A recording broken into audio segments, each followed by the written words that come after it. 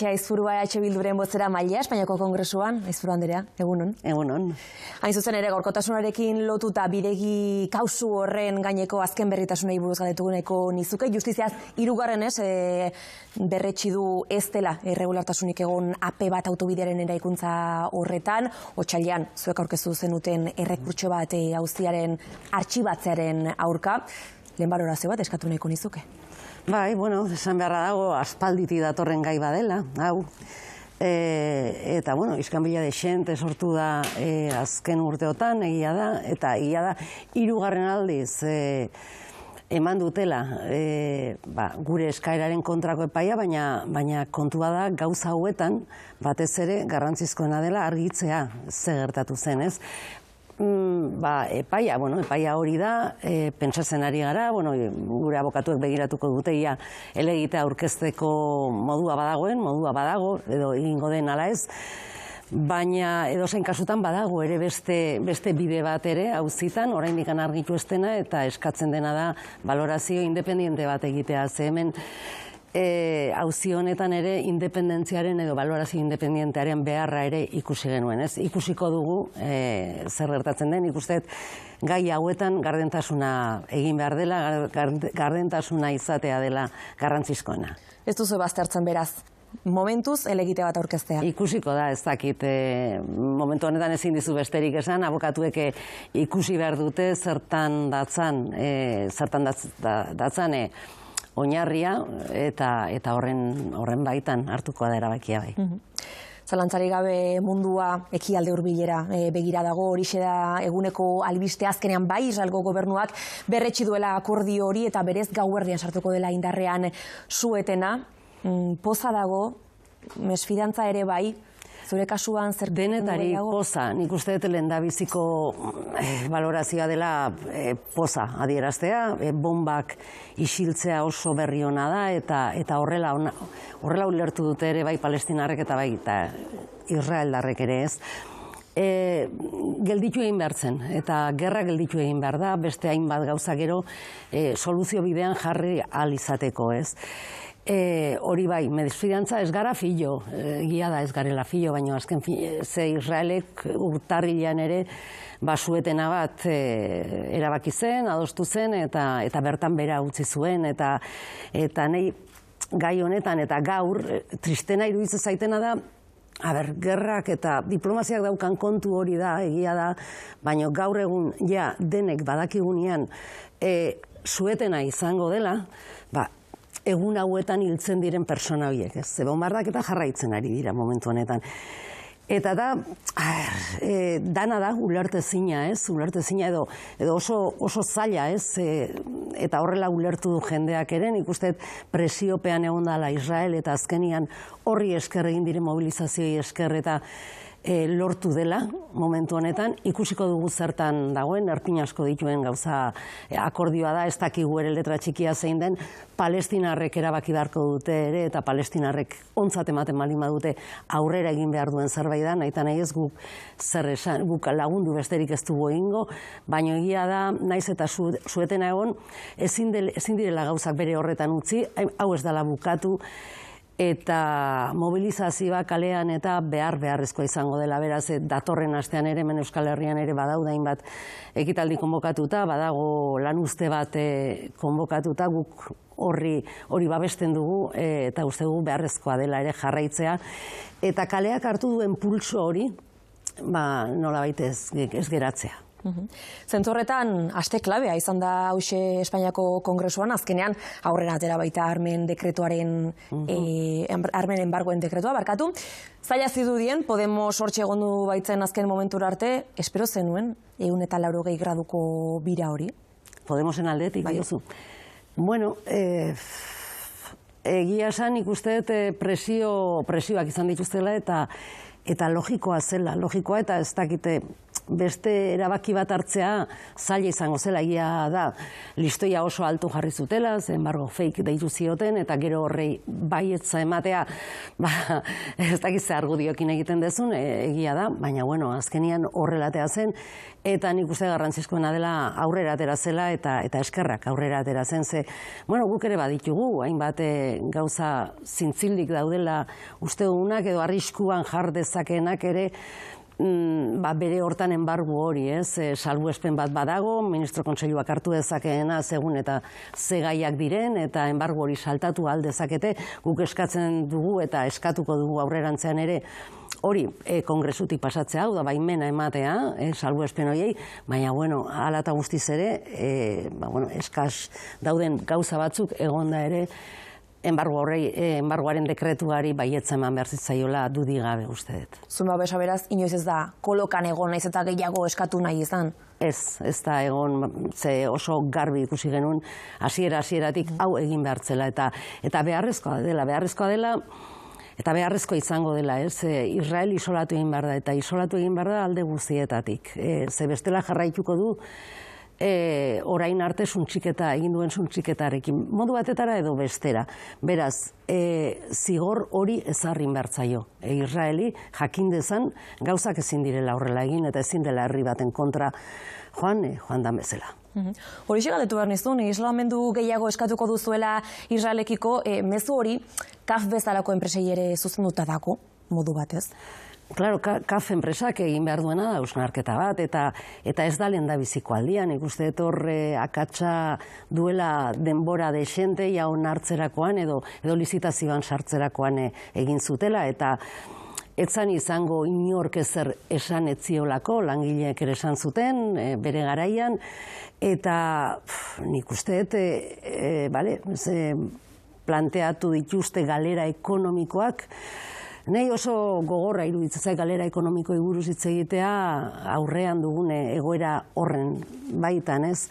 Eta beste alde batetik ere, alde batetik galtzen dutena, beste alde batetik agian irabaziko luketez, beste hainbat tokietan, Danimarkan, beste toki batzuetan ja zalantzan jartzen hasi dira ere, KAF bezalako enpresa batek lizitazioetan sartu ahal izatea.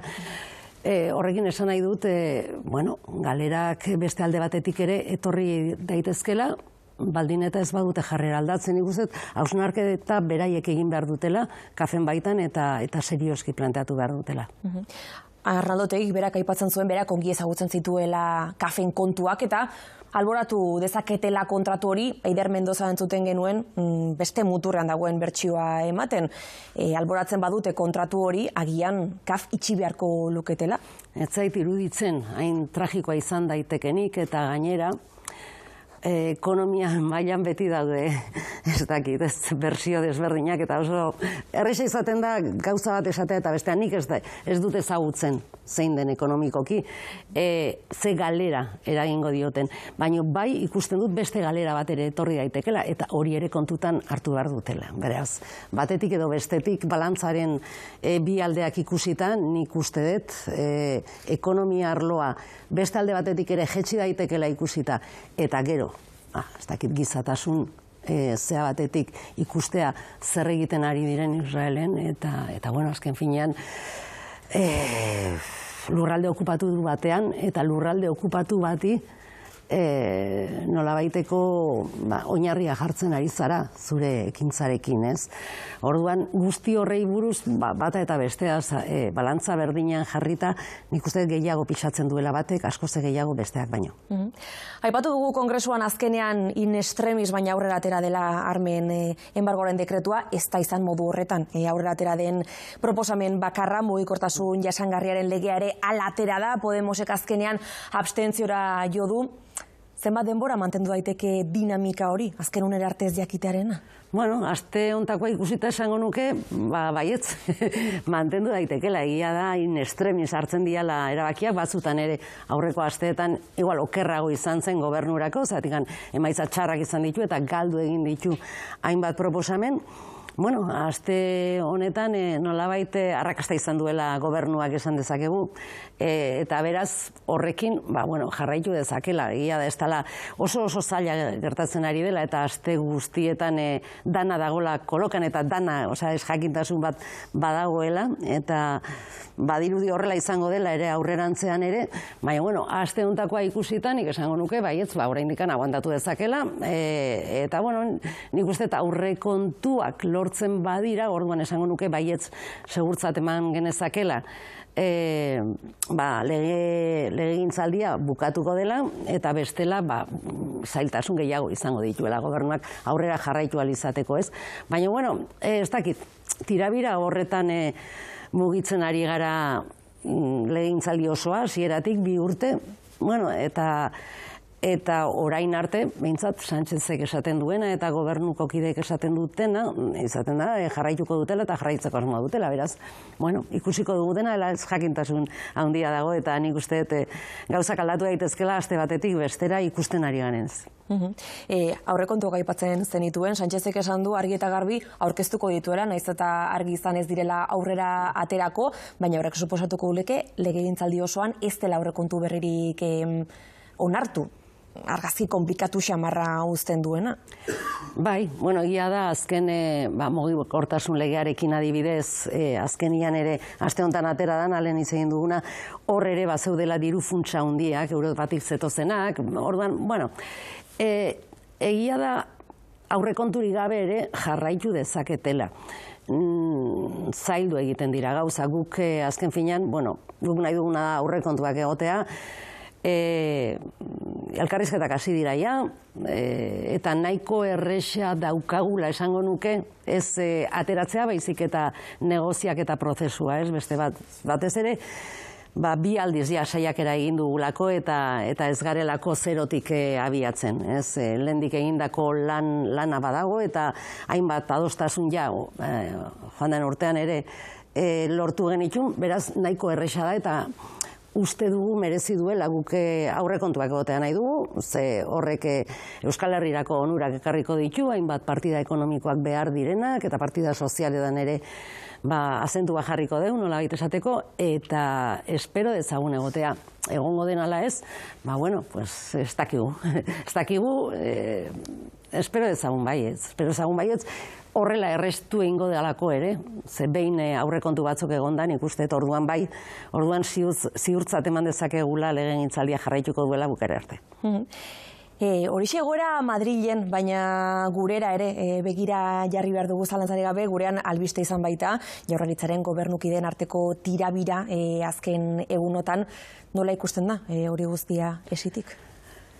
Bai, egia da gero eta gehiago ari direla ez tirabira horiek suspertzen edo azaltzen. Eta nik uste garbi adierazten dutena, ez da hola adostasunik hainbat gaietan. PS eta EAJak hainbat gaietan, badituztela kontrajarriak diren jarrerak ere, euskera mailan, transizio ekologikoaren mailan, garraioaren asuntoetan, badago hor, tirabira hori zerbait adierazten du. Eta adierazten duena ere da, bakarrikan elkar ulertzen direla, edo elkarrekin garbi daukatena da, EH Bilduren kontra edo, behintzat guri frenoa egiteko zea hori, ez jarrera hori, eta hori da, pixkabal gehien lotzen dituenan ikuste hori dela. Anduezak gainera, ulertzera eman du, Andoni Ortuzarrekin sintonia hobea zutela, Aitor Estebanekin baino, zuen kasuan ez dakit alderantzizkoa gertatu ote den? Ni Madrilen nago, hemen ere ez dakit, egia da, horrelako prozesuetan, giza faktorea nolabait esateko importantzia baduela, ezagutzak ere baduela importantzia, eta orduan, toki guztietan bezala, norbait berria sartzen danean, beste postu batean, egokitza prozesu bat edo denboraldi bat behar dezu ez, gauzak bere horretan edo behintzat abian jartzeko. bueno, eman diezaiogun tarte bat, baina, bueno, nik uste desberdina izango dela, giza faktorea beti ere garrantzia duela, eta gero bestaldetik ere berriak beti daukala, ez dakit nola baiteko zailtasun hori ez. EAJ eta EH Bilduren artean bai ikusi dugula hurbiltze bat estatus berriaren eztabaida, eta hori guztia proposamena aurrera atera izateko. Ez dakit kezkatuta haute zaudeten EAJak agian alboratuko ote duen eztabaida hori sozialistekin duten harremana mantentzeko? Bueno, ez luke horrela izan behar, eta espero dut horrela ez izatea. Hemen autogobernuaren gaia, estatus berriaren gaia aspalditik dago, mai gainean, aspalditik gainera. Buelta asko eman zaio, momentu desberdinak egon dira, batzutan bazirudien aurrera aterako zela, gero atzera pausoak eman dira, badirudi orain hobeto bideratuta dagola, eta nik uste da azken finean horre estatus berriaren kontuan, hemen danak sartu behar dugula, nola baita esateko. Hau da, adostuin behar dugu lehen da bizi, borontate gehiena dugunak, baina hau transversala izan behar da, gero ere ondo juten balin bada. Orduan, ez detuzte gertatuko denik, eta ez detuzte arrazoi horrek PNV-ri egingo dionik atzera botatzera. Ez luke horrela izan behar, eta nik uste gizarte honek ezin duela gehiago itxaron, ez? Orain dago aukera bat egiteko eta egin behar da. Beste gauza bada, bere denbora izan behar duela, eta nahi dezun guztia, eta ez dakit, diala prozesu batzuk arrakasta izateko behar dutela horrelako diskrezio maila bat, baina, nik espero dut baietz aurrera jarraitzea. Aitor Esteban oso ziurrentzuk geroelako, pauso bat eman behartzela, eta hori guztia urtea amaitu aurretik gertatu beharko lizatekela, bilabete baino ez dira gertatzen, ez dakit negoziazio horiek hain diskretoak diren ez dugula ez erantzun, aurrera jarraitzen ote duten edo jarraitzen dute, eta helburu horrekin helburu horrekin daude eginak. Zerbait aurrera pausoren bat bai, urte bukararako ondo legoke bai, egotea. Gipuzkoako batzar nagusietan baita ere ikusi dugu EAJ eta EH Bilduk aurrera atera dutela mozio bat erabakitzeko eskubidea ere aipatzen duena. Beraz, zuen arteko elkarlana gero eta gehiago ikusiko dugu, Rengoia. Ondo dago, amankomunean, aurrera egitea eta hainbat gai, ados gaudenak eta batez ere gehiengo nagusi batek, herri honetako gehiengo nagusiak eskatzen dituenak, horri erantzuna ematea, eta azken finean hori da ez herritarrei erantzuna ematea, eta gehiengo badago horrelako gaiak, autodeterminazio gehiago nahi duena, autodeterminazio erabakiaren alde dagoena, eta azkenian gure erabakiak hartzeko besterik ez da, eta bai, ongi dago. PSek behin eta berriro markatu du zein den bere marra gorria. Bai, baina PSek eta Anduezak izan du atzo uste entzuten iola, esatezula konsensua hautsi egin duela, baina ze konsensua, hemen dagoen herriaren konsensura begiratu behartzaio ez, alderdien konsensuari baino gehiago, eta hemen gehiengo nagusi badago horretan sinisten duena, beraz, horrei erantzun behar zaio, eta hori da konsensua, konsensu soziala hori da, ez alderdien artean erabakitzen duten konsensua. Amaitu horretik eta azkenekoz kongresura begira jarri dute beste behin ere, aste honetan zuek ere izan baituzue garaipen txiki bat, lortu duzue investidurako kide guztiak batzea, hain zuzen ere lege proposamen batekin, legez kanpoko pisu turistikoen iragarkiak debekatzeko plataformetan, beraz argi geratu da kontu batzuetan bai oraindik ere investidura kideak guztiak ados jartzen zaren. Bai, eta ez nuke esango txikia denik. Ze aspaldian ez genuen horrelako bozketa bat izan, ez? Eta orduan, investiduraren gehiengo hori nolabait lotzen duenak gu izatea, uste garrantzia handia duen zerbait dela. Eta gaia berak garrantzia handia du, ze 130 kalkulatzen da, hemen daudela pisu turistiko ilegalak direnak eta iragartzen direnak errestazun guztiekin, horrei aurre egin behar zaio, eta gainera, nik uste aurkeztu dugun legea, garrantzia izango duela, ez dula dana soluzionatuko, noski ez, baina badaela beste pauso bat ematea etxe bizitzaren gaia, hain larria den gai horri, erantzuna emateko. Lehen urratsa da, orain zabalduko zaie, bidea beste alderdi ere bai zuzenketak aurkezteko, zer gustatuko litzaizuke horrek ematea? Harik eta azkarren egitea gustatuko litzaidake, eta nik uste dut atera egingo dela.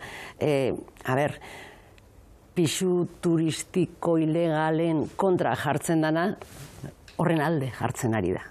Beraz, ez dituzte inork egin beharko lukenik atzera. Honekin, esan genuen ere kongresuan, hemen eta horrela gertatu zen, Vox eta PPk ezezkoa eman zieten, beste arrazoi batzungatik, baina ez legea gaizki dagoela. Lege hori beharrezkoa da, ze orain arte, erakundeek egiten zuten erreguka ibiltzen ziren nolabait esateko, esan ez, kentzazu, plataformei, kentzazu hau hemendik batzutan egiten zuten, beste batzutan ez, hemen behartuta daude, eta importantena dena da, ezingo dutela plataformek pisu hoien iragarkiak jarri. Eta horrela egiten badute, isun handiak egongo direla. Mertxe Izpua, EH Bilduren bozela baina Espainiako Kongresuan eskerrik asko gurekin egoteagatik. Mila esker zuei.